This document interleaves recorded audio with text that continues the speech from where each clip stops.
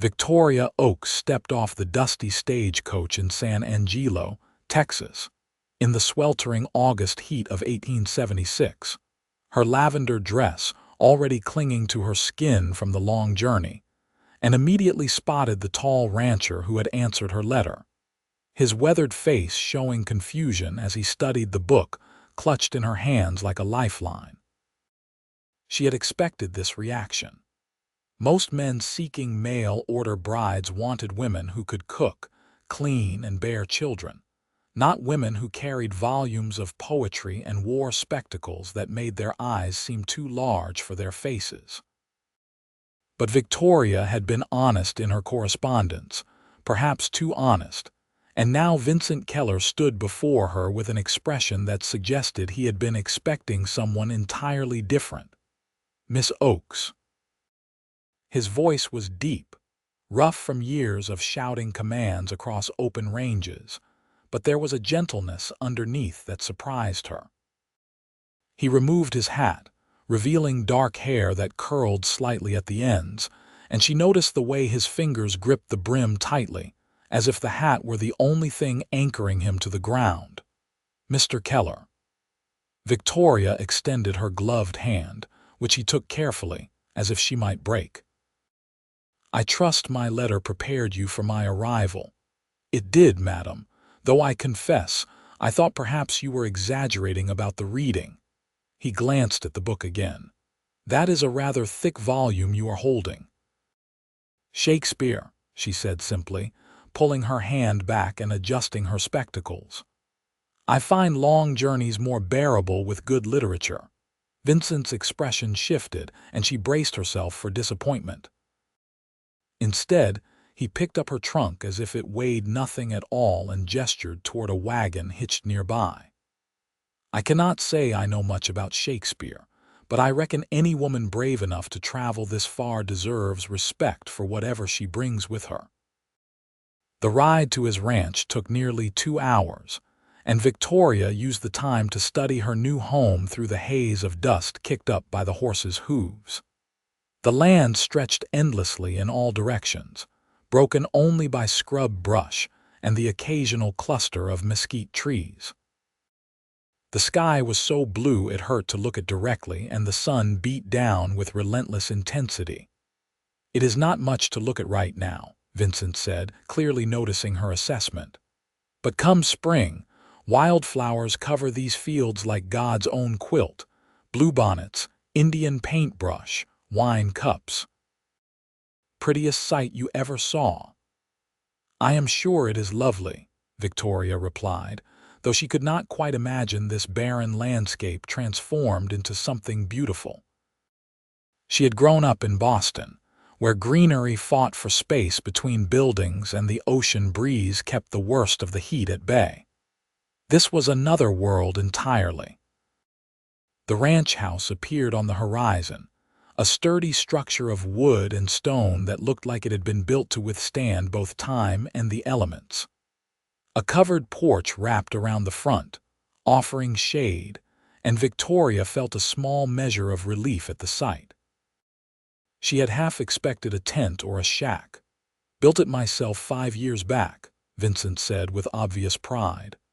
"After my parents passed and left me the land, it has 3 bedrooms, a kitchen, and a sitting room. Indoor pump for water, though you will need to prime it mornings. Outhouse is around back."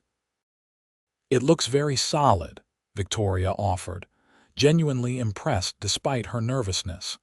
Vincent helped her down from the wagon, his hands steady at her waist, and she felt the strength in them.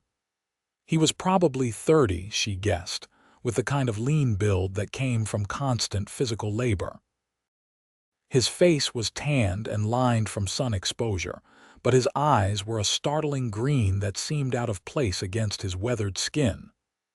"I should tell you something before we go inside," Vincent said, not releasing her quite yet. "I was honest in my letters about needing a wife who could read and write. My foreman handles the accounts right now, but I do not like relying on others for what should be my own business. I was hoping you might teach me." Victoria's breath caught. This was not at all what she had expected. You cannot read. Never had the opportunity to learn. My folks were good people, but they could not read either. We got by on handshake deals and trust, but times are changing. Railroad is coming through, bringing contracts and documents that need signing. I need to understand what I am putting my name to. The vulnerability in his admission touched something deep in Victoria's chest. She had assumed he wanted a literate wife to manage household accounts or read the Bible on Sundays. She had not imagined he would want to learn himself. "I would be honored to teach you," she said softly. "Reading is a gift I believe everyone should have access to." Relief flooded his features, and he finally released her waist, though she noticed his hands lingered perhaps a moment longer than strictly necessary. "I am grateful, Miss Oakes." "More than you know." "Victoria," she corrected. "If we are to be married, you should call me Victoria." "Vincent," he replied, a small smile tugging at his lips, "though most folks call me Vince." He showed her through the house, which was surprisingly clean for a bachelor dwelling. The furniture was simple but well made, the floors recently swept, and the windows let in plenty of light. Her bedroom, he explained, would be the one at the end of the hall, while his was on the opposite side of the sitting room. He did not elaborate on sleeping arrangements after the wedding, and Victoria did not ask. "I will leave you to settle in," Vincent said, setting her trunk at the foot of the bed. "Supper is usually around 6. I am not much of a cook, but I can manage basic fare." "I can cook," Victoria assured him, removing her gloves and setting them on the dresser. "My mother insisted I learn practical skills alongside the academic ones." "I would not want to assume," Vincent said carefully. "You are educated. Educated women do not usually take to kitchen work." Victoria turned to face him fully. "Education does not exempt one from the necessities of life, Vincent. I may enjoy literature, but I also enjoy eating. I assure you, I am quite capable of managing a household." Something shifted in his expression, a warmth that had not been there before. "I can see we are going to get along just fine, Victoria." After he left, Victoria sank onto the bed and allowed herself a moment to process the enormity of what she had done. She had left everything she knew, traveled nearly 2,000 miles, and agreed to marry a stranger based on a handful of letters. It was madness. It was terrifying. It was also, perhaps, the most exciting thing she had ever done. That evening, she prepared a simple meal of fried salt pork, beans, and cornbread using the supplies she found in the kitchen. Vincent watched from the doorway, his expression unreadable, until she shooed him away and told him to set the table. They ate in companionable silence, the only sounds the scrape of forks against tin plates and the distant lowing of cattle. "This is good," Vincent said eventually. "Real good. Better than anything I have made in months." "It is nothing fancy," Victoria replied, but she felt pleased nonetheless. "When did you want to have the ceremony?" Vincent asked, setting down his fork. "Preacher comes through town every other Sunday. Next one would be in 5 days. 5 days until she became Mrs. Keller.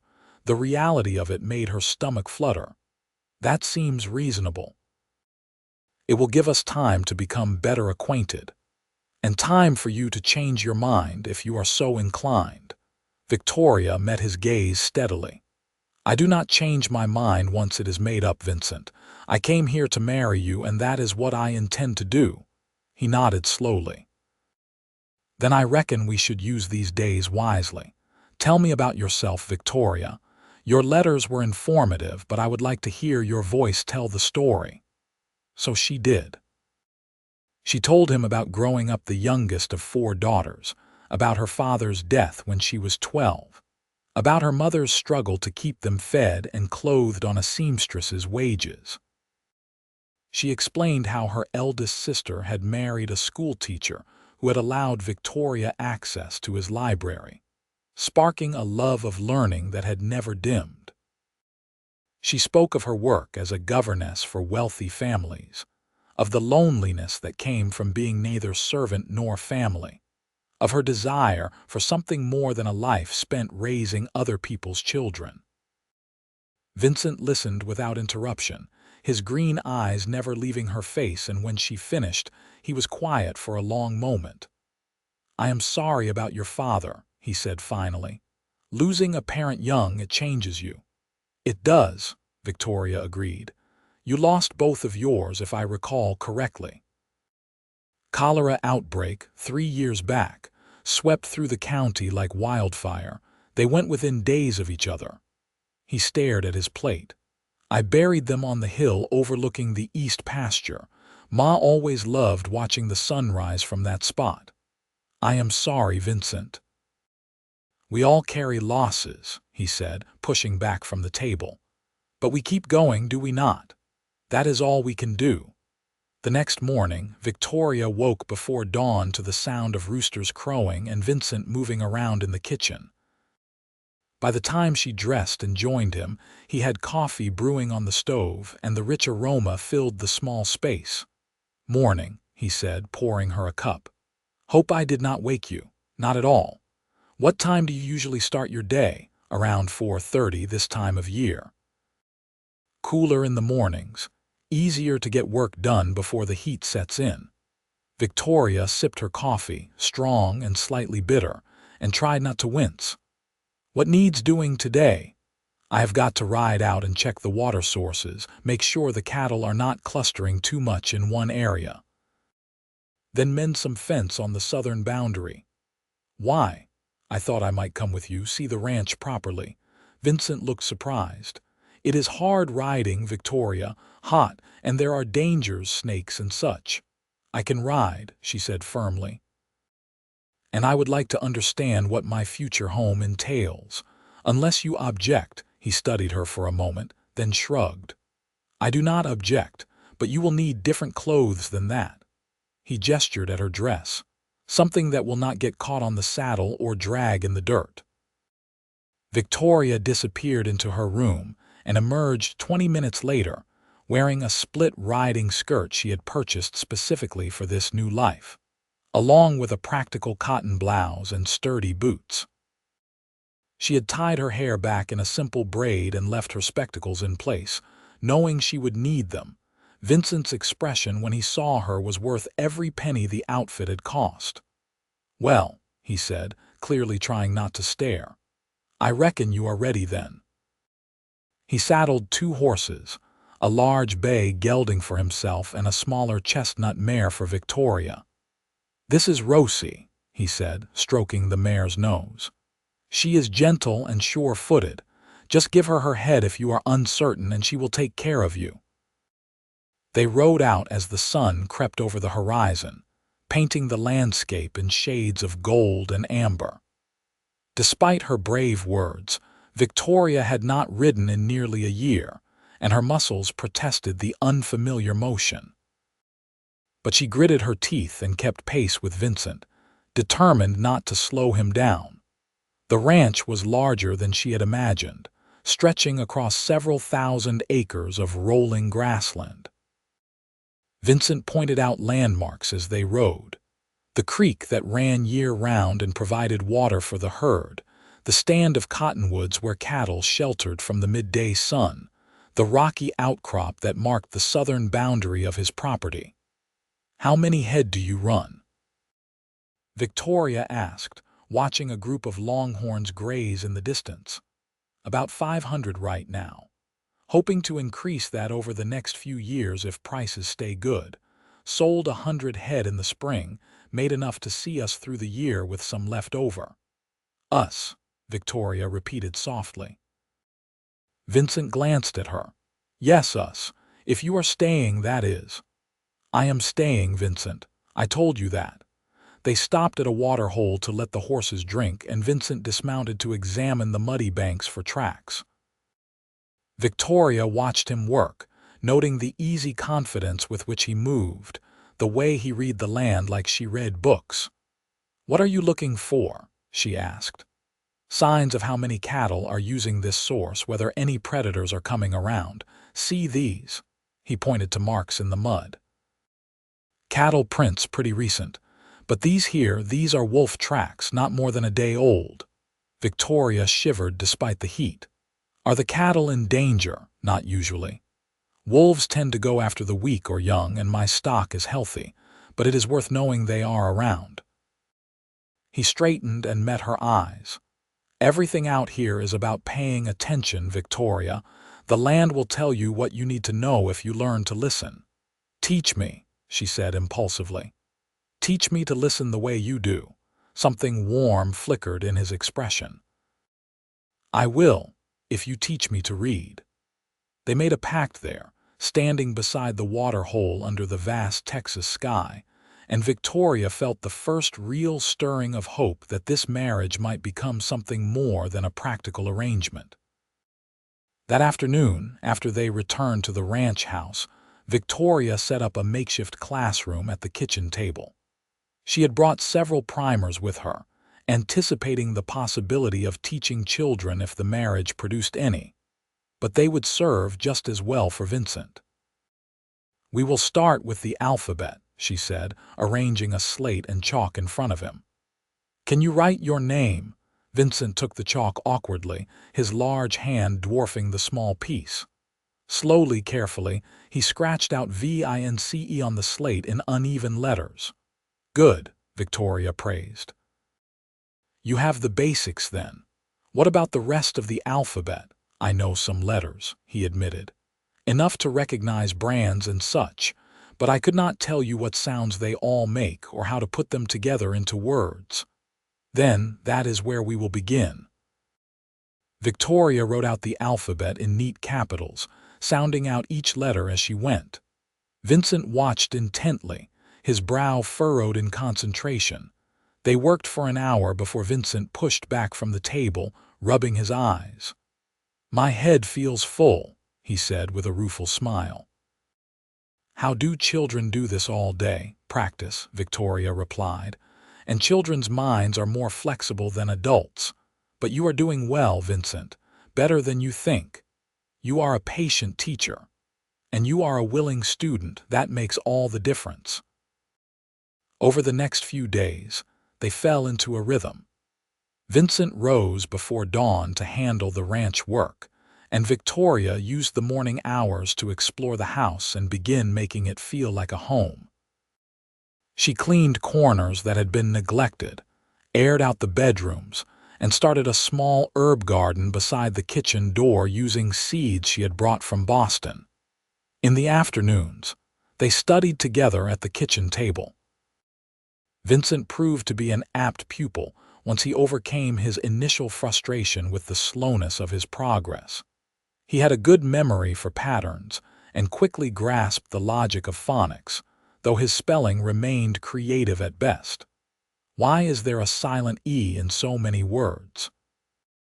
He complained one afternoon, staring at the slate where Victoria had written horse. Because English is a difficult language that borrowed from many others, Victoria explained. The silent E usually makes the vowel before it say its own name. Like in horse, the O says its name instead of the short sound. Vincent muttered something that sounded suspiciously like a curse, and Victoria hid a smile. The evening before their wedding, Victoria found herself unable to sleep. She rose and wrapped a shawl around her shoulders, then stepped out onto the porch to stare at the stars. They were brighter here than in Boston, uncountable diamonds scattered across black velvet, and she tried to find comfort in their beauty. Could not sleep either. She turned to find Vincent emerging from the shadows at the far end of the porch, wearing only trousers and an undershirt. She should have looked away, should have maintained propriety, but the sight of him in the starlight held her captive. Nervous, she admitted. Me too.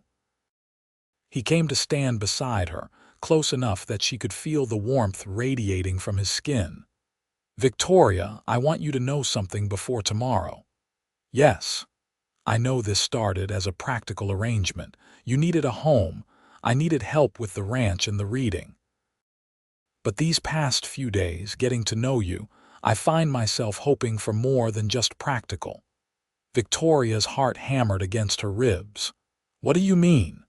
"I mean I would like this to be a real marriage in time, not just on paper but in truth." "I do not expect anything tomorrow night," he added quickly. "I know we barely know each other still, but I wanted you to know that I am not looking for a housekeeper or a teacher. I am looking for a partner, a wife, in the fullest sense." She turned to face him, searching his face in the dim light. "I came here hoping for the same thing, Vincent. I will not pretend otherwise."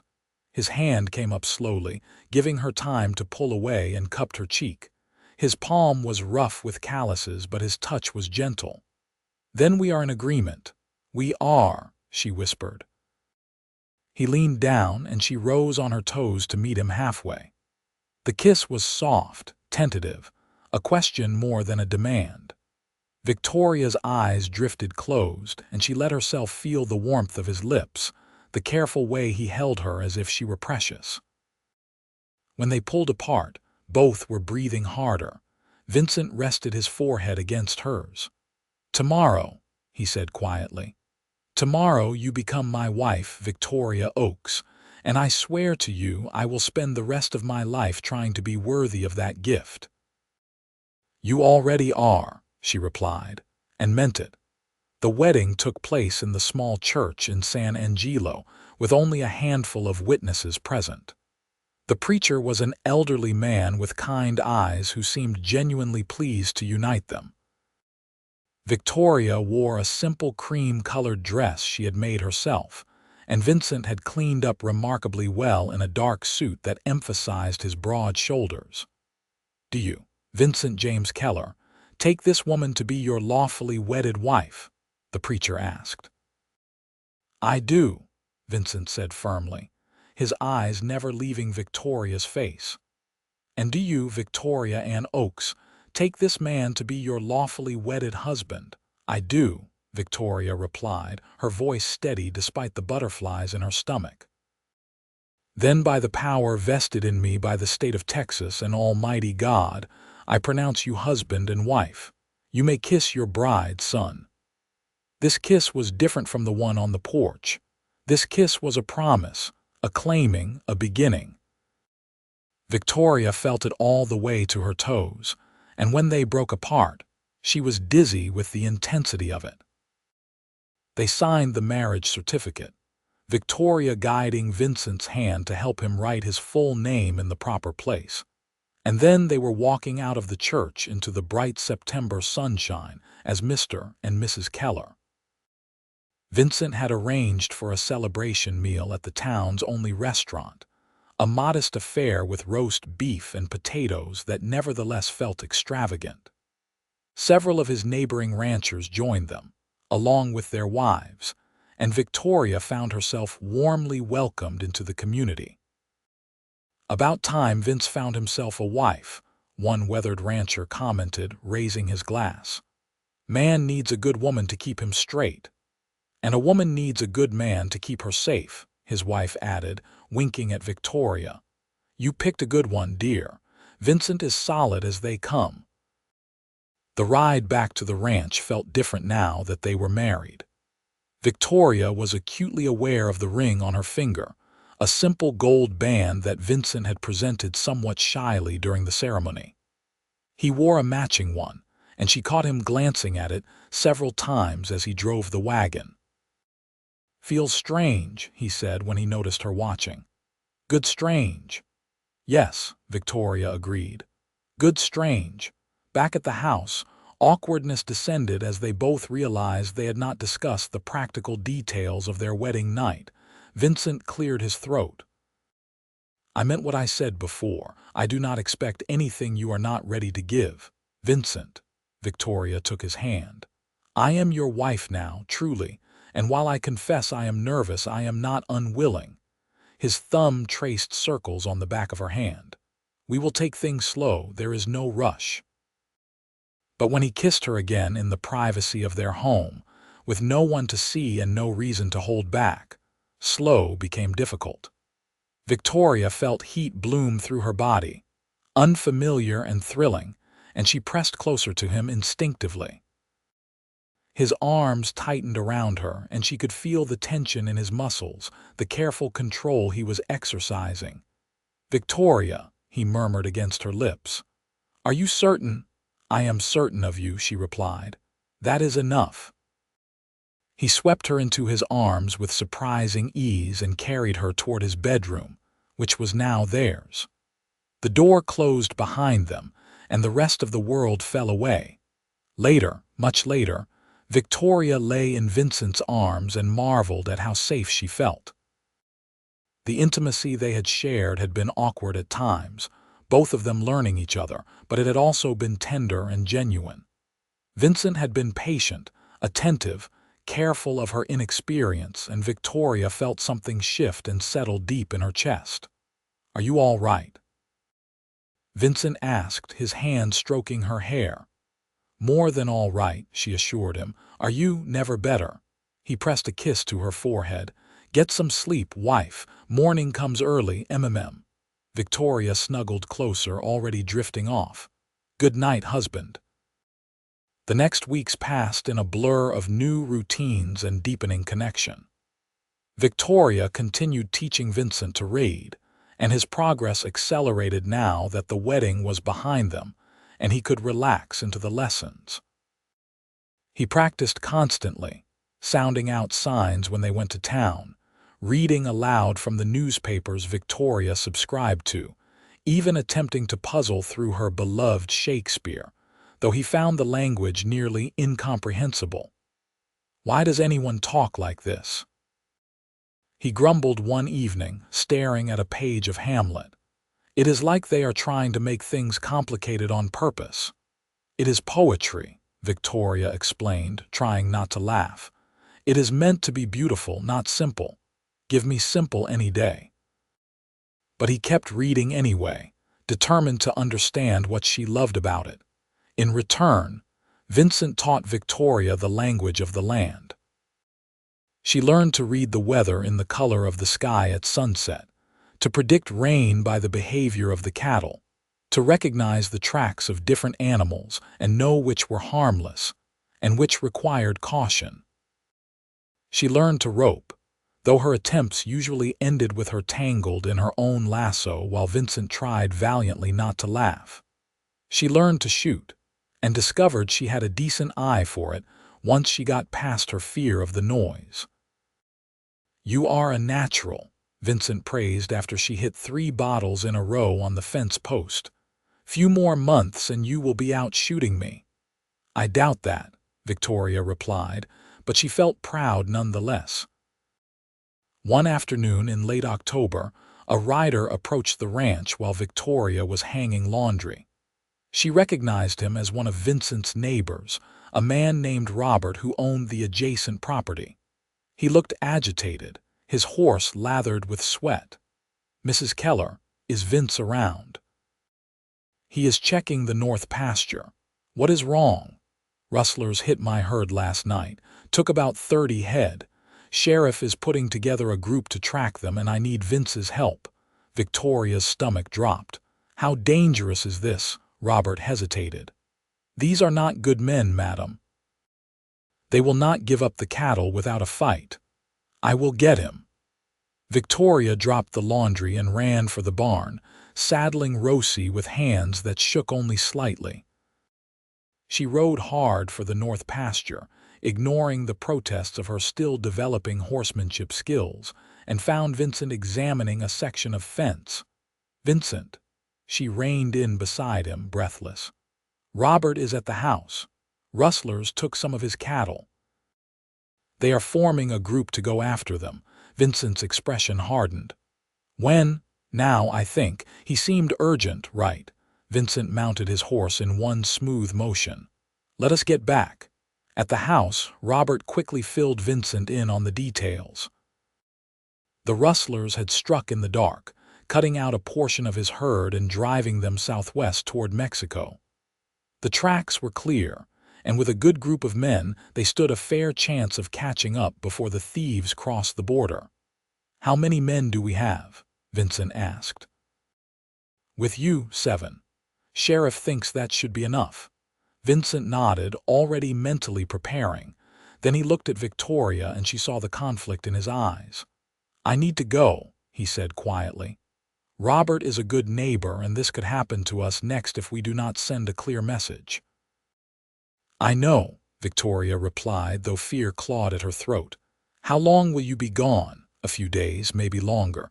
Depends on how far they get. He pulled her aside, away from Robert. I do not like leaving you alone. I will be fine. I have the rifle and I know how to use it. Lock the doors at night. If anyone comes around you do not know, do not answer. Fire a warning shot if you need to. Vincent, I will be careful. You be careful too. He kissed her then, hard and desperate, as if he could pour all his worry and affection into that one contact. I will come back to you, Victoria, I promise. You had better, she said fiercely. We still have so much reading to do. That surprised a laugh out of him. Yes, madam, would not want to miss my lessons.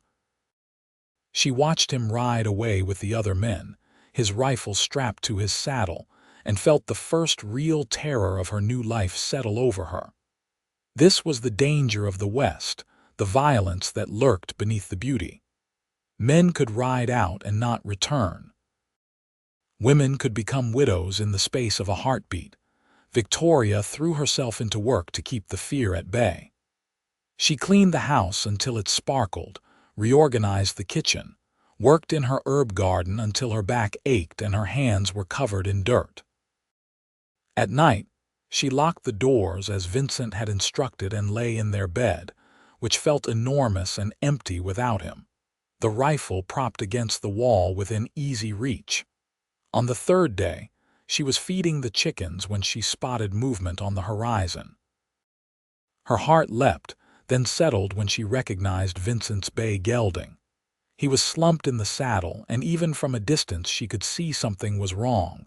Victoria ran to meet him, and as he drew closer, she saw the blood on his shirt, the pallor of his face. Vincent, you are hurt. Just a graze, he said, though his voice was weak. Bullet caught my shoulder. We got the cattle back and most of the rustlers are headed to jail. One did not want to go quietly. She helped him down from the horse, staggering under his weight, and half dragged him into the house. In the daylight streaming through the kitchen window, she could see the wound properly. A bullet had torn through the meat of his upper arm, missing the bone but leaving a nasty gash that was still oozing blood despite the rough bandage someone had tied around it. This needs proper cleaning, Victoria said, forcing herself to stay calm, and stitching. Doctor is 2 hours away, Vincent said through gritted teeth. By the time someone fetched him, infection could set in. Then I will do it myself. His eyes widened. Victoria, you do not have to do that. You are my husband. Yes, I do. She was already gathering supplies, boiling water, finding the whiskey Vincent kept for medicinal purposes, searching for needle and thread. Have you ever stitched a person before? No. But I have mended plenty of torn fabric and the principle cannot be that different. She saw his expression and managed a shaky smile. Trust me, Vincent, please. I trust you, he said simply. Victoria cleaned the wound as thoroughly as she could, trying not to think about how her hands were literally inside her husband's flesh. Vincent drank whiskey and bit down on a leather strap, his body rigid with pain, but he did not cry out.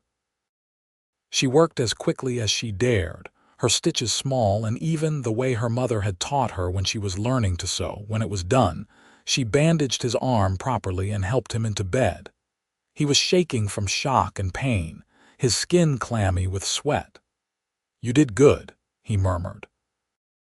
Real good, Victoria. Sleep now, she instructed, pulling the quilt over him. I will check on you later. For the next week, Victoria barely left his side. She changed his bandages twice daily, watching anxiously for signs of infection. She made him drink water and broth, even when he insisted he was not hungry. She read to him from the newspapers and from her books, her voice low and soothing, filling the silence with words. "You are spoiling me," Vincent said one afternoon when she brought him yet another cup of tea. "You were shot protecting the community. I think a little spoiling is warranted. It was just a graze. It was a bullet wound, Vincent. Stop being stubborn and let me take care of you." He caught her hand as she set down the cup. "I am not used to being taken care of." "Then get used to it. You have a wife now." His smile was soft. "Best decision I ever made, answering that advertisement. Best decision I ever made, placing it." His arm healed cleanly, thanks to Victoria's careful nursing, and by mid-November he was back to full work on the ranch. But something had shifted between them during those days of enforced intimacy. The careful politeness they had maintained, despite their growing affection, had burned away, leaving something deeper and more essential. Victoria caught Vincent watching her sometimes with an expression that made her breath catch. He touched her more often now, casual brushes of his hand against her waist as he passed in the kitchen, his fingers tangling with hers when they sat together in the evening. When they made love, it was with increasing confidence and passion, both of them learning what pleased the other, what made breath quicken and hearts race. "I love you," Vincent said one night as they lay tangled together. "I know it is perhaps too soon to say such things, but I do." "I love you, Victoria." She had been waiting to hear those words, hoping for them, but the reality still stole her breath. "I love you too," she whispered.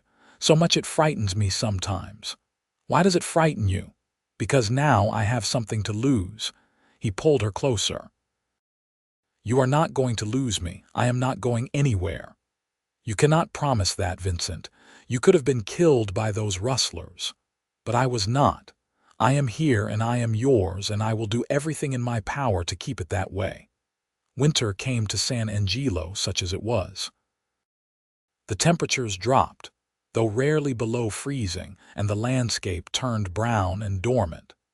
Vincent's reading had progressed to the point where he could manage most documents on his own, though he still asked Victoria to check anything important before he signed it. "I am proud of you," she said one evening as he carefully worked through a contract for next spring's cattle sale. "You have come so far. I had a good teacher." He glanced up at her. "But you were right about reading, Victoria. It opens up the world. I understand things now that I could only guess at before. Such as how much courage it took for you to come out here. I read your letters again, the ones you sent before we married. I can hear your voice in them now, the way you carefully chose each word to present yourself honestly without scaring me away. You could have lied, made yourself seem simpler than you are. But you did not." Victoria felt her throat tighten with emotion. "I wanted you to know what you were getting. What I got was a gift beyond measure." He set aside the contract and drew her into his lap. "You taught me words, Victoria, but more than that, you taught me meanings. You taught me what partnership looks like, what love feels like, what it means to have someone choose you every day." "You chose me too," she reminded him. "Best choice I ever made." They sat together as the fire burned low, content in the silence, and Victoria marveled at how much her life had changed in just a few short months. She had been lonely in Boston, adrift, waiting for a life that never seemed to arrive. Here in Texas, in this rough house on this endless land, she had found purpose. She had found love. Christmas brought a rare snow, just enough to dust the ground and make everything look clean and new. Vincent surprised Victoria with a gift he had ordered from the catalog at the general store. A beautiful leather-bound journal with her name embossed on the cover. "For your writing," he explained, looking almost shy. "I know you keep notes and such, and I thought you might like something nice for them." Victoria ran her fingers over the smooth leather, touched beyond words. "Vincent, this is beautiful, but I did not get you anything so fine. You got me something better." He pulled out a slim volume from behind his back. "You got me this." It was a primer reader, but not one of Victoria's teaching books.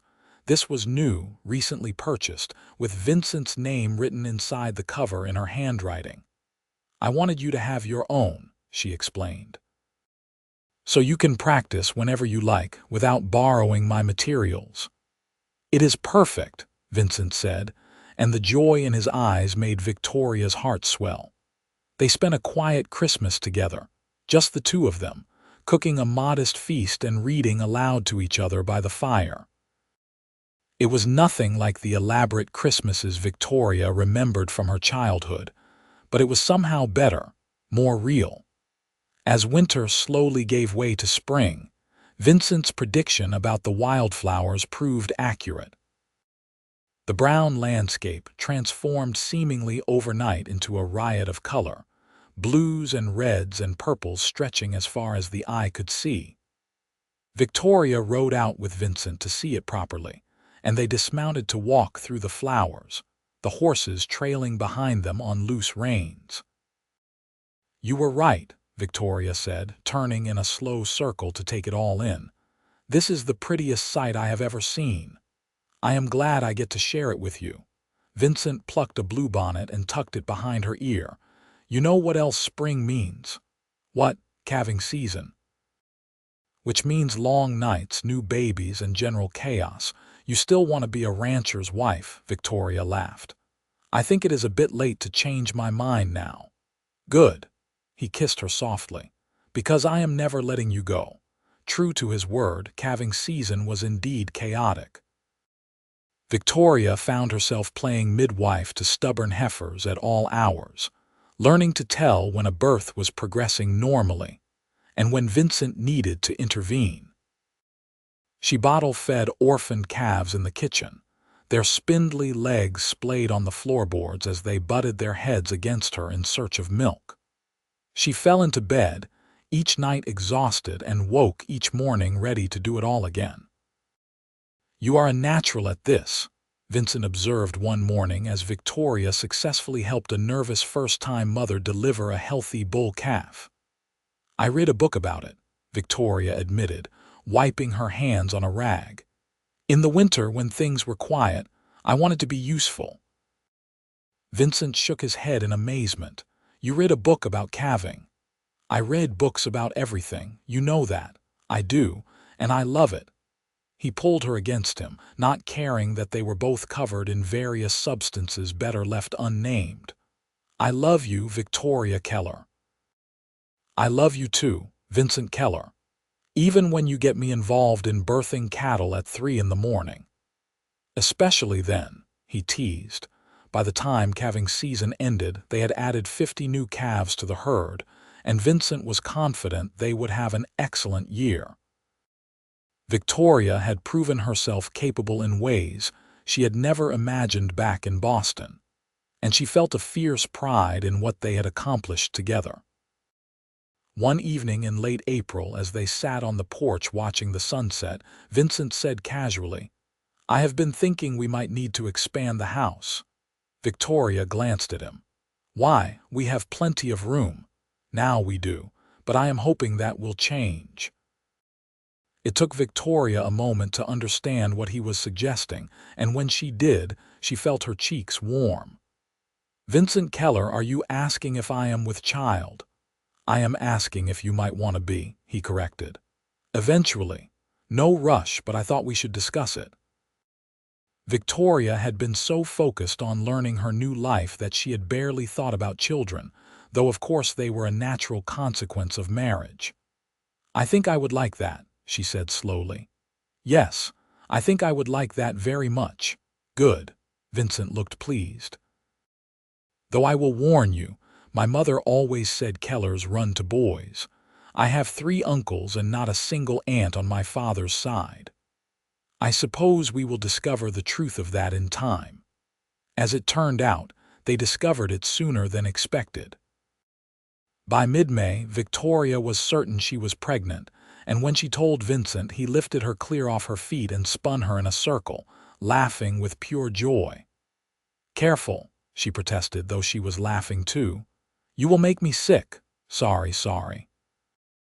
He set her down gently, his hands coming to rest on her still flat stomach. How long? 2 months, I think, maybe a little more. The baby should come in December or January, a winter baby. Vincent's expression turned thoughtful. We will need to make sure we have extra firewood laid in, keep the house good and warm. Vincent, that is months away. We have time. I want to be prepared, he said firmly. I want you to have everything you need. Victoria quickly learned that Vincent took impending fatherhood very seriously. He treated her like she was made of glass, insisting she rest more and work less, despite her protests that pregnancy was not an illness. He rode to town and returned with books about childbirth and infant care, which he read cover to cover with intense concentration. It says here that expectant mothers should avoid heavy lifting and excessive excitement, he announced one evening. Vincent, I am 2 months along, not an invalid. The book says to be cautious. The book does not know me. I am perfectly healthy and capable of continuing my normal activities. Victoria, please, let me worry. It makes me feel useful. She softened at that. You are more than useful. You are wonderful, but you have to trust that I know my own body. I do trust you, he said. I just love you so much, and I want everything to be perfect. It will be, Victoria assured him. We will face this together like we face everything else. As the pregnancy progressed, Victoria found herself increasingly grateful for Vincent's concern, even if he sometimes took it too far. The Texas heat in summer was brutal, and she tired more easily than she expected. Her body changed in ways both fascinating and uncomfortable, and Vincent was endlessly patient with her shifting moods and needs. He took over more of the household work, insisting she rest in the afternoons. He brought her cool water and fanned her when the heat became oppressive. He rubbed her feet when they swelled and held her when she cried over nothing in particular. I am being ridiculous, Victoria said one evening after bursting into tears because a calf had licked her hand. You are being pregnant, Vincent corrected, wiping her tears with his thumbs. There is nothing ridiculous about it. You are too good to me. Impossible. I could never be good enough for you, Victoria. In August, they received a letter from Victoria's eldest sister announcing that she and her family were planning to visit in the fall. Vincent watched Victoria's face light up as she read the news and felt a pang of guilt that he had kept her so isolated from her family. This is wonderful, Victoria exclaimed. You will finally get to meet Margaret and her husband Thomas and their children. Oh, Vincent, I have missed them so much. I am glad they are coming, Vincent said honestly. You should have family around, especially with the baby coming. They can only stay a week, but still, a whole week. We will have to clean the spare room, and I will need to plan meals, and oh, there is so much to do. She was still planning aloud as she bustled around the kitchen, and Vincent watched her with a smile. This was what she had been missing, he realized. Connection to her old life, proof that leaving Boston had not meant losing everything. Margaret and her family arrived in mid-September, traveling by train to San Angelo and then by hired wagon to the ranch. Victoria practically vibrated with excitement as the wagon approached, and when her sister climbed down, the two women fell into each other's arms, both crying and laughing at once. Let me look at you. Margaret pulled back, taking in Victoria's swollen belly with obvious delight. Oh, Victoria, you are glowing, and this must be Vincent. Vincent had been hanging back, unsure of his place in this reunion, but Margaret swept him into a hug as well. Thank you for taking care of my sister. She looks so happy. I try my best, madam. Margaret, please, we are family now. Thomas proved to be a friendly, scholarly man who shared Victoria's love of books, and their 2 children, a boy of 7 and a girl of 5, were well behaved and curious. They settled into the ranch house with the easy adaptability of children, immediately wanting to see the horses and the cattle and everything else the ranch had to offer. Over the next week, Victoria and Margaret talked endlessly, catching up on years of separation. Vincent spent time with Thomas, showing him around the ranch and discovering they had more in common than he had expected. The schoolteacher was genuinely interested in ranch life, asking intelligent questions and listening carefully to the answers. "Victoria told me she has been teaching you to read," Thomas said one afternoon as they watched the children play. "That is admirable, Vincent. Many men would be too proud to admit they needed help." "I was too proud at first," Vincent admitted. "But Victoria has a way of making learning seem like a gift instead of a weakness. She always did have that gift. Even as a child, she could explain things in ways that made sense." Thomas paused. "She is happy here. I can see that, and she loves you very much. I love her too. More than I have words for, though she is teaching me new words every day." Thomas laughed. "I think you two are going to be just fine." The visit ended too soon, but Victoria promised to write more often, and Margaret promised to come back after the baby was born. As the wagon disappeared down the road, Victoria leaned against Vincent, tears on her cheeks. "I miss them already," she said. "I know, sweetheart, but you will see them again, and now they know you are well cared for." "I am, aren't I, well cared for?" "Always," Vincent promised. As fall settled over the ranch, Victoria's belly grew round and full, and Vincent found himself increasingly anxious about the coming birth. He had helped countless animals give birth, but the thought of Victoria going through that terrified him in ways he could not articulate. "Women have babies every day," Victoria reminded him when she caught him reading the childbirth book for the 10th time. "I will be fine, I know, but I cannot help worrying." "Then worry with me, not for me. I am a little scared too." He set aside the book and pulled her into his arms, careful of her belly. "We will get through it together." "Together," she agreed. In December, 2 weeks before Christmas, Victoria's labor began. Vincent sent for the doctor and the midwife from town, then paced the kitchen while Victoria labored in their bedroom, attended by the midwife. The doctor arrived several hours later and examined Victoria, pronouncing everything normal and progressing well. "First babies take time," he told Vincent. "Could be hours yet. Try to relax." Relax was impossible. Vincent wore a path in the floorboards, his heart jumping every time he heard Victoria cry out. Finally, after nearly 20 hours of labor, a new sound filled the house. The wailing of a newborn baby. The midwife emerged, smiling broadly. "You have a son, Mr. Keller. A big, healthy boy. And your wife did beautifully." Vincent barely heard the rest. He rushed into the bedroom and found Victoria propped up against the pillows, exhausted but radiant, holding a tiny bundle wrapped in a soft blanket. She looked up as he entered, and her smile was everything.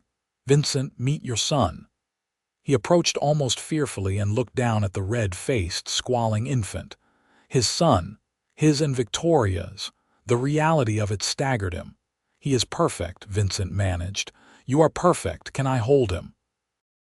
Victoria carefully transferred the baby to his arms, and Vincent looked down at the tiny life they had created. The baby's cries quieted, and he opened unfocused eyes that might someday be green like his father's. "What should we name him?" Victoria asked. "I was thinking Victor," Vincent said. "If that suits you, after you in a way. Victor Keller." Victoria tested the name and smiled. "I like it. Hello, Victor. Welcome to the world." Their son, as if understanding he had been properly introduced, yawned widely and promptly fell asleep. The next months were a blur of sleepless nights and endless feedings, but neither Vincent nor Victoria would have traded them for anything. Victor was a good baby, healthy and growing fast, and Vincent proved to be a devoted father. He changed diapers without complaint, walked the floor with his son at midnight, and sang off key lullabies that somehow always worked. "You are a natural," Victoria said one night, watching him rock Victor to sleep. "I am terrified every second," Vincent admitted.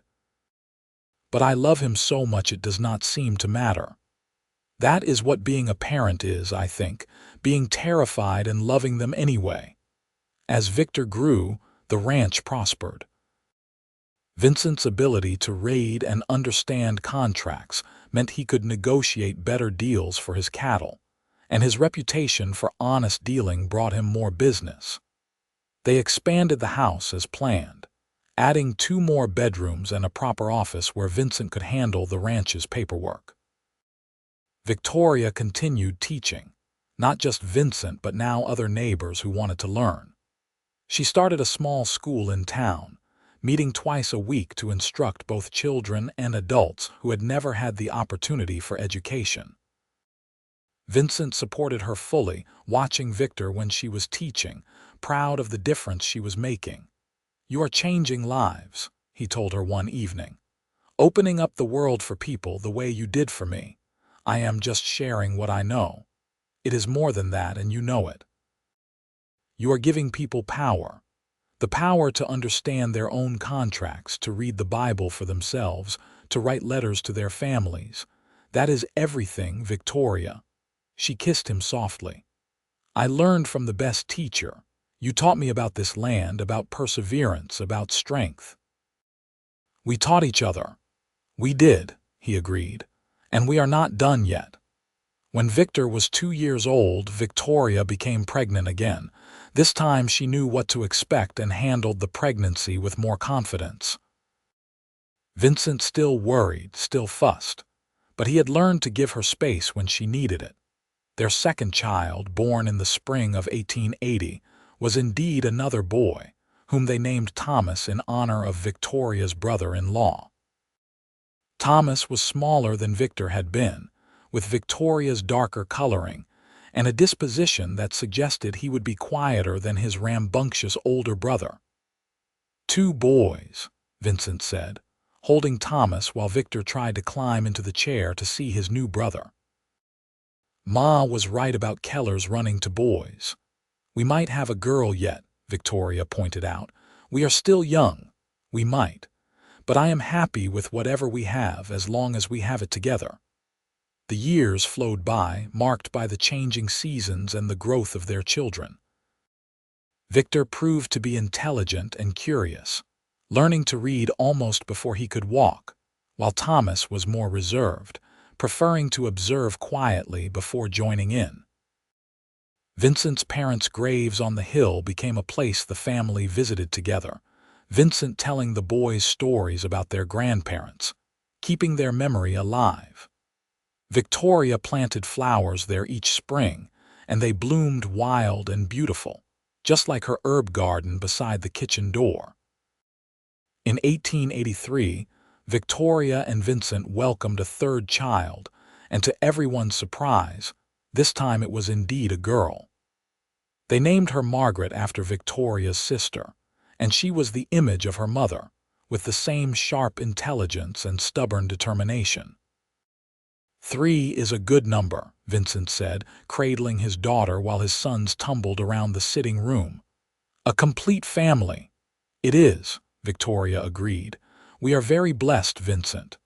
More than I ever thought possible when I placed that advertisement." "What did it say exactly?" "I never asked." Vincent thought back to that day years ago when he had been desperate enough to seek a mail-order bride. Rancher seeking literate wife for companionship and partnership, must be willing to teach. That was the important part, the teaching. "And I certainly did that," Victoria said with a smile, "though I got quite an education myself." "We are still teaching each other," Vincent pointed out. "You showed me a new word just yesterday, serendipity." "The happy accident of finding something good while looking for something else," Vincent recited, "describes us perfectly." As the children grew, they each showed different talents. Victor had his father's way with animals and the land, already helping with the ranch work at 8 years old. Thomas inherited his mother's love of books and his uncle's scholarly nature, content to spend hours reading in the shade. Margaret, at 3, was already showing signs of combining both her parents' strengths, equally comfortable in the barn or the library. The ranch continued to prosper. Vincent was now considered one of the more successful ranchers in the area, known for his fair dealings and the quality of his stock. Victoria's school had grown, and she had trained 2 other teachers to help with the demand, though she still taught the advanced students herself. "I never imagined this life," Victoria said one evening as they sat on the porch watching the sunset. The children were in bed, the house was quiet, and they had stolen a rare moment alone. "When I left Boston, I hoped for security, maybe companionship. I never dreamed I would find this." "What is this?" Vincent asked, though he knew. "Everything. Love, partnership, purpose, family. A home in the truest sense." "I hoped for someone who could read," Vincent said. "Someone to help me understand the written word. You gave me that, but you also taught me words I never knew existed. Words like love that meant more than I understood. Words like partner and equal and respect. Words like home." "You taught me those same words," Victoria replied. "I knew them in theory from books, but you showed me what they meant in practice." Vincent pulled her close, and they sat in comfortable silence as the sky turned from gold to pink to purple. Somewhere in the distance, a coyote howled and the cattle lowed in response. The land stretched out before them, wild and beautiful and theirs. "Read to me," Vincent said eventually. "Like you used to when we were first married." Victoria laughed. "You can read perfectly well yourself now, I know, but I like hearing your voice." So Victoria retrieved her current book, a new novel from England, and read aloud while Vincent listened, his arm around her shoulders, her voice washing over him like a benediction. Some things, he thought, should never change.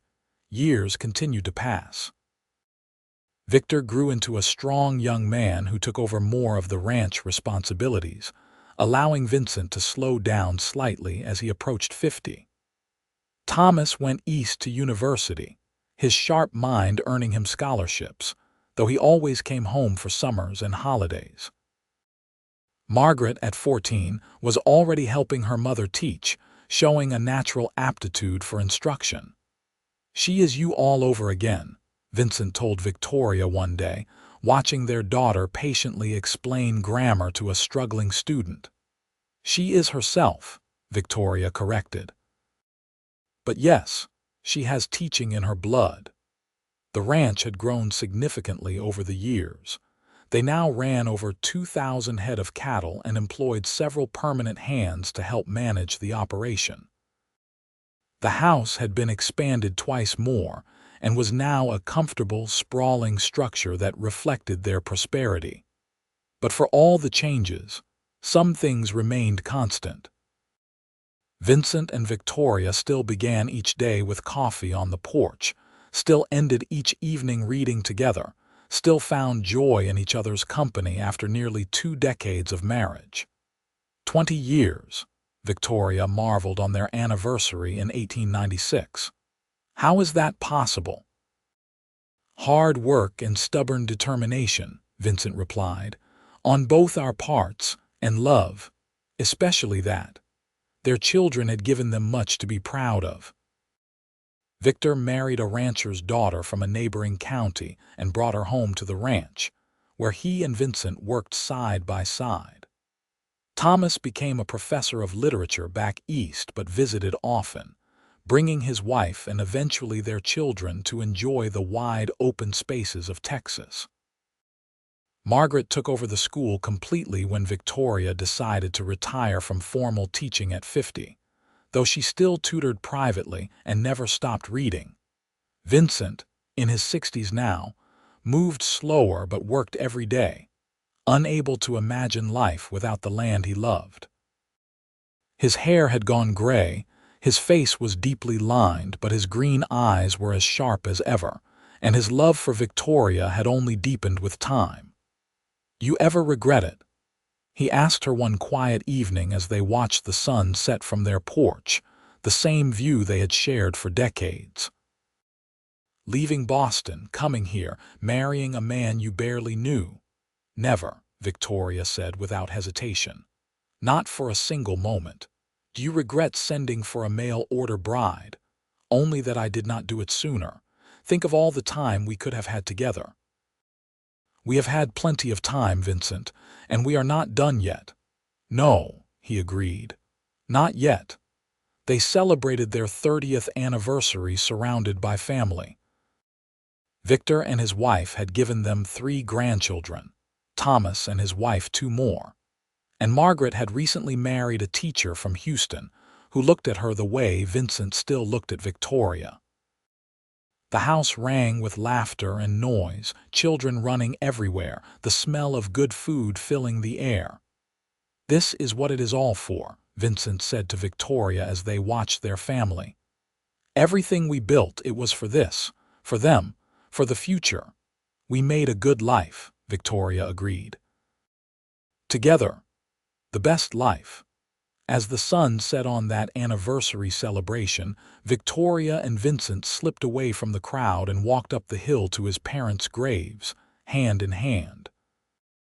The wildflowers Victoria had planted decades ago had naturalized, spreading across the hillside in a riot of color even in early fall. "Your ma and pa would be proud," Victoria said, "of what you have built here." "What we have built," Vincent corrected. "I could not have done any of this without you, Victoria. You know that. We needed each other. That was always the truth of it." They stood together watching the last light fade from the sky, and Victoria thought about the frightened young woman who had stepped off the stagecoach 30 years ago, clutching her book and her courage. She thought about the lonely rancher who had needed help but found love instead. "I expected a bride who could read," Vincent said softly, echoing her thoughts. "Someone practical, useful." "And I expected a husband who needed teaching," Victoria added. "You taught me words I never knew," Vincent continued. "Not just written words, but the words that matter. Love, partnership, home, family. You taught me what it meant to have someone choose me every single day." "You taught me those same things," Victoria said, leaning into his warmth. "You taught me that strength comes in many forms, that the land can be beautiful and brutal at once. That love is not just a feeling but an action, a choice we make again and again." "I choose you," Vincent said, the same words he had spoken at their wedding 30 years ago. "Today and every day." "And I choose you," Victoria replied. They walked back down the hill as darkness fell, guided by the lights from the house where their family waited. Behind them, the wildflowers rustled in the evening breeze, and above them, the stars began to appear, the same stars that had watched over them from the very beginning. Inside the warm glow of the house, their children and grandchildren gathered, living proof of what happened when 2 people took a chance on each other. When loneliness reached out and found connection. When a man who could not read met a woman who believed everyone deserved words.